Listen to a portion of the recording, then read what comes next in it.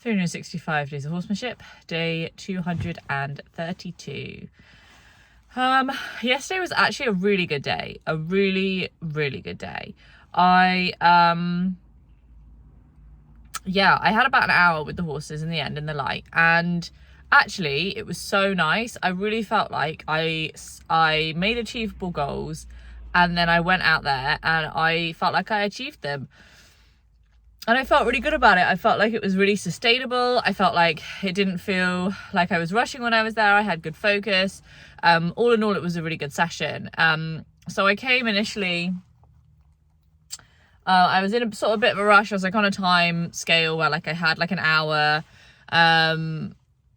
ish with the horses. And so I came to Lawrence first, and I looked at my watch. It was my clock, and I set an alarm for 20 minutes, and I thought, okay, that's cool, because then in 20 minutes, if I'm in the middle of something, then I'm in the middle of something, I can finish it, and if not, then I can leave. Like if I've just finished something, I can leave. And as I'm getting out of the car, I'm thinking, okay, well, what am I going to do? Like, what's the plan today? And I thought, well, today I'll just work on haltering. And, because in the ideal world, like, in 20 minutes, if everything's perfect, I get Lawrence, I halter him, I bring him up, and we walk around the arena for a bit, and then we go back. That's the ideal, because if I can do that, then I'll feel like, the weather was kind of crummy, and I have, turned up, I've done something that's made him feel better, I feel good about that, he feels better, and it's a successful session. But obviously I need to be able to halter him for that. And I'm not making any compromises, because it's not a got-to situation. So I came down and started working with the halter, and just initially, all the herd were like resting, waiting to have their like breakfast, dinner, lunch, whatever. And and I just came up and just played around, just being in flow, moving to different places. And I really felt like I started working with the halter, came up close, showed him the halter, and he sort of like, I felt that first little bit of tension, like sniffed it, and so at that point I stopped. I stepped back, and it was this little approach and retreat the whole time, where it was like there was no point at which I was going to push past that. Because I think in the past, when I played with approach and retreat, I've played with approach and retreat until I feel like we've done it enough times, and then they'll get to a certain point where I'll push through, hit the tension, because I'll feel like he should be okay now. And the change that I'm making now mentally is actually not pushing past things, just continuing to approach and retreat for as long as it takes, and kind of trying to trust that process a bit more.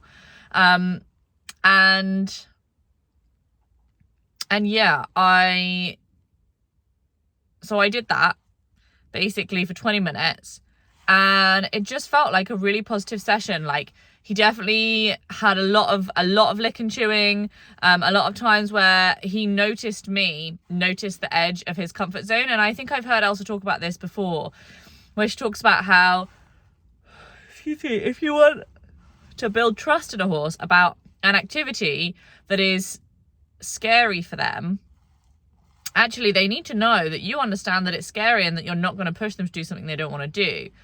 And then they feel safe with you in that area, in that position. If you've withdrawn enough times, you said, oh, I know where the boundary is, I know where the boundary is, I know where the boundary is, I know where the boundary is.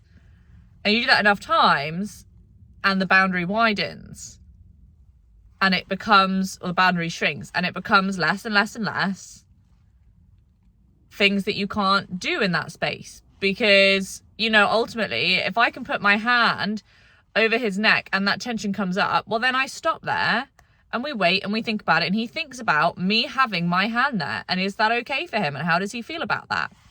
And so basically played a lot with that, and it went really nicely, just over and over again, just repetition, just breathing, looking around, being together, asking some questions. And it definitely felt like, I felt in the past like I'm either playing in, I think I've talked about this before, like playing in extremes, where I'm either like super passive and I'm not asking any questions and I'm just there to be his friend, and I'm not even going to ask anything at all, and I'm not going to achieve anything that I want to do. I'm just going to do what he wants to do.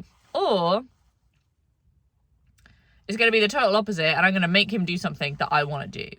And whether that's, you know, with like physical pressure, psychological pressure, whatever, it's going to happen whether he kind of likes it or not. And I'll try to make him feel as comfortable as possible, but it's still going to happen. And yesterday felt like a really nice in the middle, which is really cool because that's kind of what I've been looking for, where I definitely felt like I was able to just ask questions and know when to retreat. And by playing that game, it really felt like that we were making progress or bonding. It was a really strong session. Yeah, so my alarm went off, luckily, just as he was looking and chewing. So I decided to leave it there and I went to see Mia. Had a really nice session with Mia as well.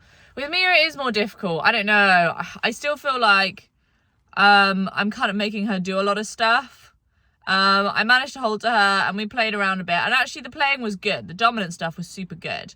I'm not really sure still what's happening, what's going on with her, with the freedom-based training side of the haltering and everything like that.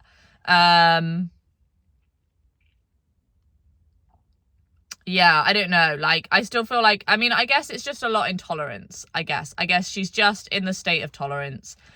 And that's just where we are. And I think with Mia, a lot of stuff is more sort of tolerant than anything else. I wouldn't even say we're really in acceptance. Because there's still so much negative energy about it. But, I mean, I would say overall that our relationship is better than it ever has been. You know, like when I approached, she looks at me more often now, and I definitely feel more like